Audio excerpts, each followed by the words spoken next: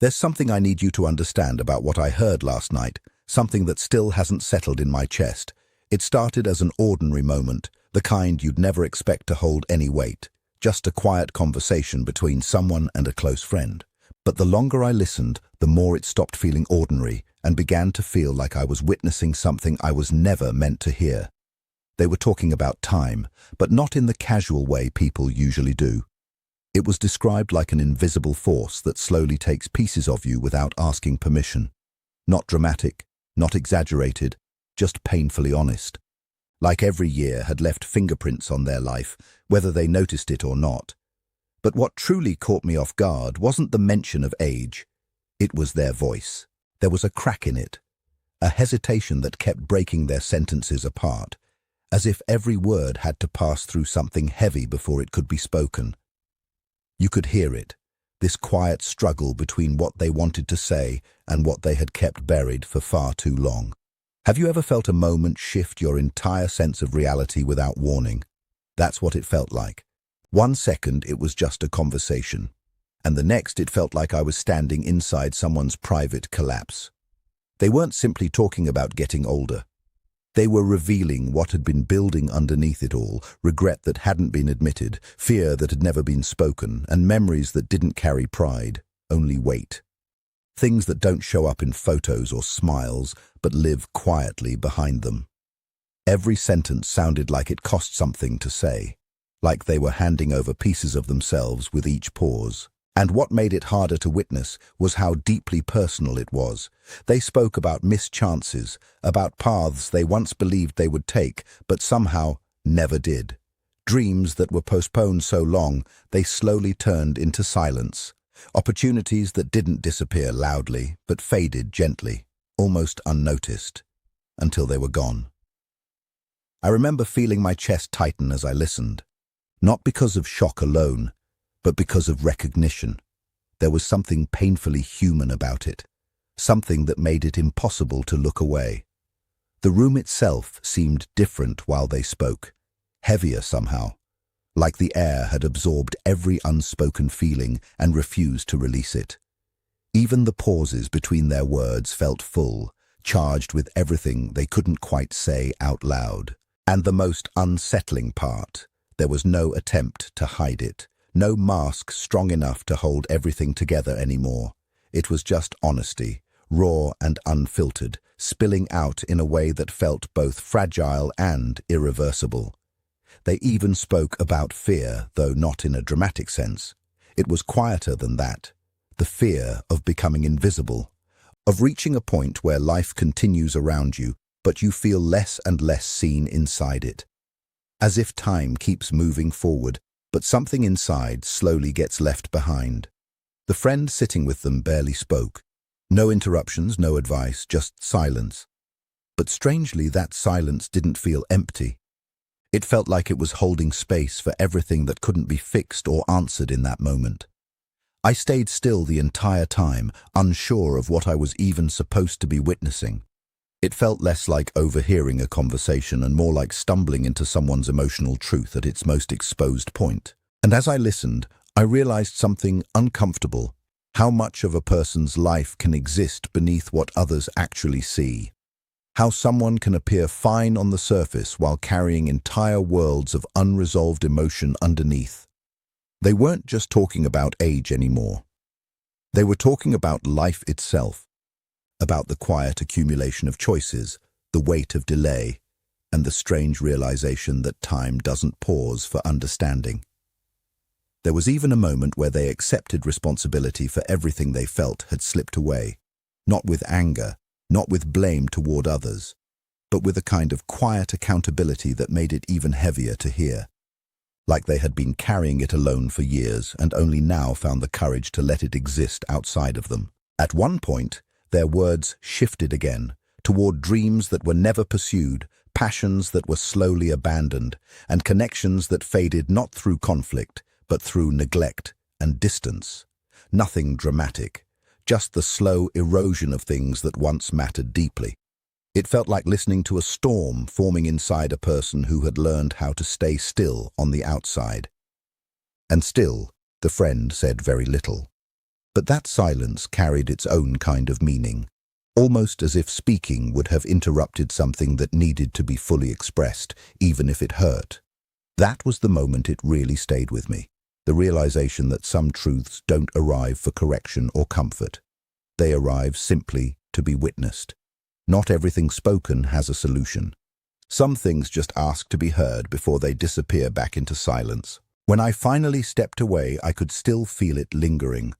Not just the words, but the emotional residue of them, like the air itself had absorbed something permanent. And what remains with me most is this simple, unsettling understanding. Behind every ordinary expression, every familiar face, there may be entire histories of things never said aloud.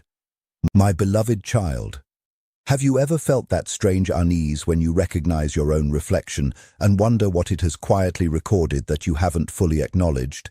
Because last night made one thing clear to me. Age is never just a number.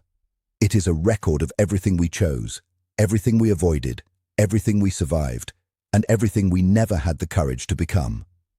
And sometimes when someone finally speaks honestly about it, what spills out isn't just their story. It's the sound of a life that has been waiting too long to be heard. Soul archetypes. They weren't speaking in a dramatic or exaggerated way. There was no performance in their voice, no attempt to gain attention or sympathy. If anything, what made it so unsettling was how controlled, how precise, and how painfully honest every sentence was. It felt like each word had been carefully chosen not to impress anyone, but to finally release something that had been held in too tightly for too long. And as they spoke, it became clear they weren't just talking about age, they were talking about everything that had been quietly accumulating underneath it. The abandoned opportunities, the promises they once made to themselves and never fulfilled. The decisions delayed so long they eventually turned into regret instead of possibility. And beneath all of it, a fear they could no longer disguise, the feeling that time had been moving forward while something inside them stayed stuck, unnoticed. I could feel my own chest tighten as I listened, not because it was shocking in a theatrical sense, but because it was familiar in a way that is hard to admit. The kind of truth that doesn't just describe someone else, it quietly exposes something in you as well. Have you ever been confronted by how fragile a human life actually is when someone finally speaks without filters? That was exactly what it felt like. Their confession wasn't limited to years or numbers. It stretched into everything those years contained or failed to contain. Moments that never fully arrived. Love that was hesitated instead of expressed. Laughter that never reached its full form because something always interrupted it before it could grow. There was urgency in the way they spoke, but it wasn't chaotic. It was restrained urgency, the kind that comes from someone who has carried silence for too long and can no longer afford to keep it intact. And strangely, within all that heaviness, there was something almost beautiful about it. Not because the content was pleasant, but because the honesty was absolute. There was no disguise left, no careful editing, just a raw unfolding of a life being seen without its usual masks. Each revelation felt like a thread being pulled from a tightly woven fabric, slowly loosening the structure they had held together for years. And then came the deeper layer. They began speaking about fear, not the obvious kind, but something quieter and more persistent. The fear of becoming invisible while still alive. The fear that life might continue moving around them while they slowly stopped feeling present within it. The fear of having lived without fully arriving anywhere meaningful to themselves. Their friend sat there in silence, not interrupting, not correcting, not trying to fix anything, just listening. And somehow that silence made everything more intense. Because it wasn't empty, it was absorbing everything being said, like it understood the weight didn't need response to be real. At one point, it felt like the entire room had narrowed into that conversation alone. Nothing else existed in the same way. Even time felt slower, like it was being forced to acknowledge what was being revealed. And what stood out most was this. There was no blame directed outward, only inward recognition. They spoke about their own choices, their own hesitation, their own tendency to delay, avoid, and rationalize moments that should have been lived instead of analyzed. There was no anger in it, only clarity, the kind that arrives too late to change the past, but too clearly to ignore it anymore. Then the conversation shifted again into something even more vulnerable. They spoke about dreams that were set aside temporarily until they quietly stopped existing at all. Passions that were once alive but slowly faded because they were never given attention. Connections that didn't end, they simply dissolved through neglect and time. Nothing dramatic, just the slow disappearance of things that once mattered deeply. Listening to it felt like watching a quiet internal collapse unfold in real time. Not loud, not chaotic, just steady, undeniable erosion. And still, the friend remained silent. Not out of indifference, but because some moments don't belong to interruption. They belong to witnessing. That's when something shifted in me as well. It stopped feeling like I was overhearing one person's confession and started feeling like I was witnessing something universal being spoken out loud for the first time. As if they had given voice to thoughts most people spend their lives avoiding. The fear of wasted time, the fear of unrealized potential, the fear of becoming someone you don't recognize while still living inside your own life. And suddenly it wasn't just about them anymore, it became uncomfortably shared. Because somewhere in that honesty, you recognize pieces of yourself that you usually keep buried under routine, distraction, and the assumption that there will always be more time. But their voice kept pulling the truth forward anyway, and the most unsettling part wasn't the regret itself, it was how clearly they understood it now. Not with resistance, but with acceptance, like they were finally seeing their life without the softness of excuses. There was a moment where everything seemed to pause internally, not because anything stopped happening, but because the weight of what was being said reached its fullest point. And in that stillness, something became unmistakably clear. Time doesn't negotiate. It doesn't slow down for realization. It doesn't pause for clarity. It simply continues forward, whether someone is ready or not. When the conversation finally settled, nothing around it felt the same, not because something had physically changed, but because something internally had been exposed that couldn't be unseen anymore. And what stayed behind wasn't just the content of their confession, it was the awareness it left in its wake. The quiet understanding that behind almost every ordinary face, there are unspoken histories, unfinished versions of life, and thoughts that only surface when silence finally becomes heavier than control. My beloved child, if there is anything this moment revealed, it is this. Life is not just measured in years. It is measured in what you choose to face before it becomes what you wish you had.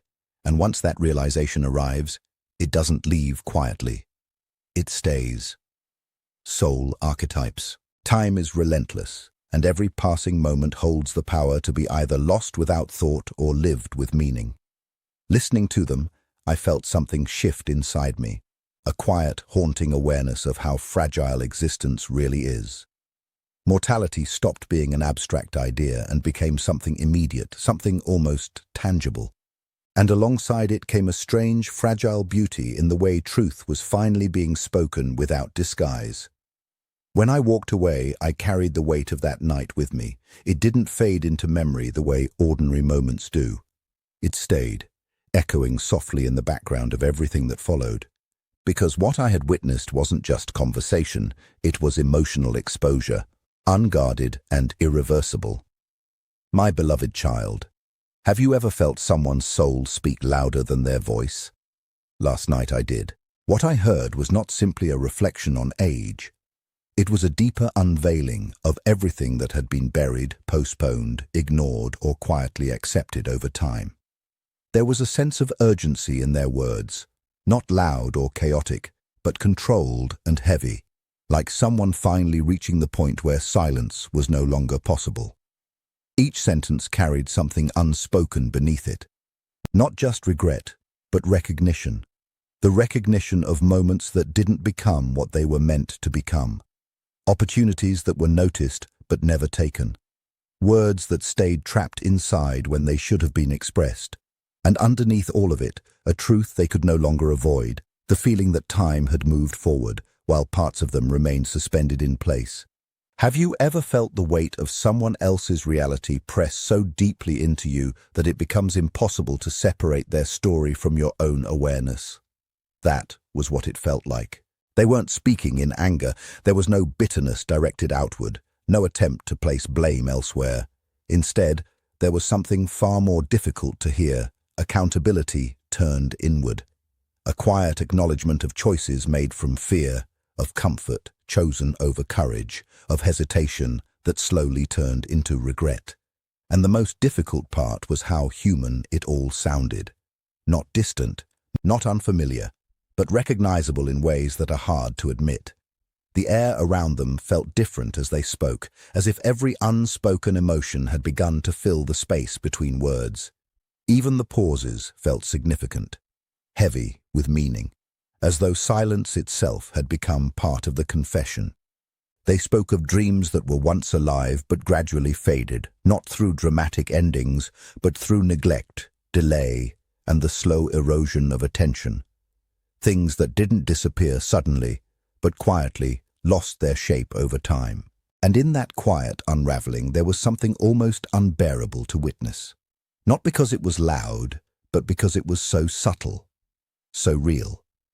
Then came something deeper still, a fear that wasn't spoken often, yet lives quietly in many people, the fear of becoming invisible while still being present, of continuing to exist while slowly feeling less seen, less heard, less significant, even to oneself. The friend listening remained silent throughout. No interruption, no correction, no attempt to soften what was being said. And strangely, that silence didn't feel empty. It felt like it was holding everything together, allowing the truth to exist without interference. In that moment, it became clear that this wasn't just about one person's experience. It was something broader, something universal that had simply taken a single voice to bring into the open. Because beneath the surface of their confession, there was a shared recognition forming, quiet but undeniable. The understanding that time doesn't pause for hesitation. It doesn't slow down for realization.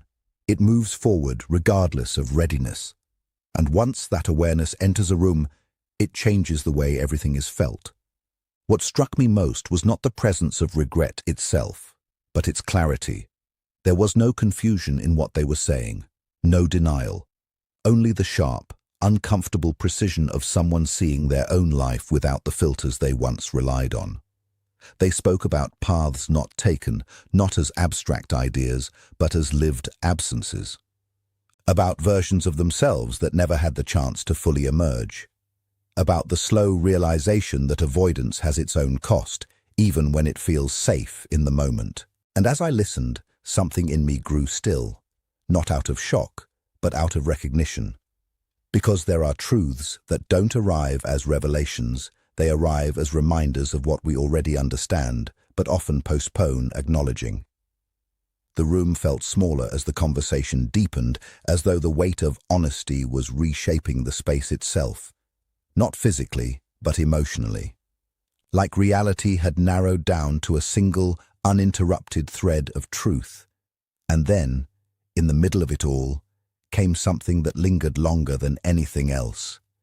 The admission that the deepest fear wasn't simply aging, it was not having fully lived while time was still available, not having stepped into the moments that mattered while they were still possible.